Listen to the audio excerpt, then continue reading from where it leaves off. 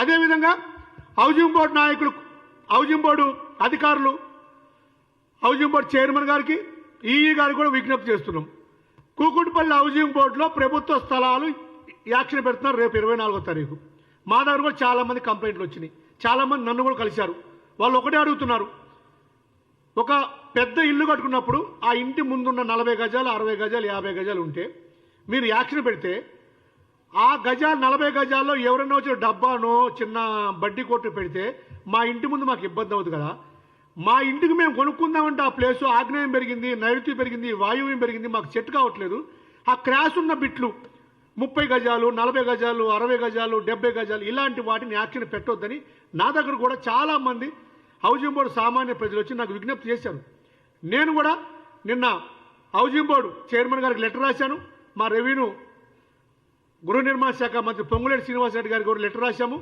దయచేసి ఏ అవకాశం ఉన్నా అధికారులు మానవతా దృక్పథంతో భవిష్యత్ అవసరాల కోసం ఆ చిన్న 30 గజాలు, 60 గజాలు, 70 గజాలు ఏమైనా అవకాశం ఉంటే వాటిని యాక్షన్ పెట్టకుండా మిగతా వాటిని యాక్షన్ పెట్టాలి అని మేము కోరుకున్నాం. వాళ్ళు కూడా విజ్ఞప్తి చేస్తున్నాం. ఒకటి మాత్రం నిజం, కూకుట్పల్లి నియోజకవర్గంలో ప్రభుత్వ స్థలాల్ని కాంగ్రెస్ పార్టీ కాపాడుతుంది, ఈ ప్రభుత్వం కాపాడుతుంది. గతంలో లాగా ఎమ్మెల్యేలాగా కబ్జాలు పెట్టి కిరాయిలకి ఇచ్చి అక్రమంగా డబ్బులు వసూలు చేసి నాలాలు, చెరువులు, అక్రమ కట్టాలు కూకుట్పల్లి నియోజకవర్గం 119 నియోజకవర్గంలో గత 10 సంవత్సరాల నెంబర్ 1 నియోజకవర్గం. ఇది నిజం. మీరు ఎమ్మెల్యే గారు చేసే రాజకీయాల్లో ప్రజలు ఇరకొద్దు.